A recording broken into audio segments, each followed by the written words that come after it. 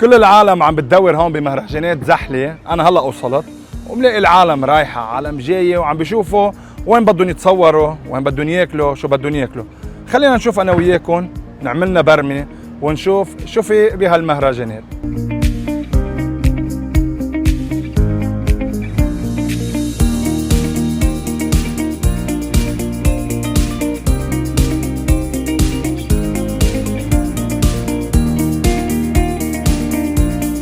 شفتوا هالمعرض؟ عجبكم؟ هالمهرجانات الرائعة وهيدي الحفلة ليك وينية أحيي رح تبلش.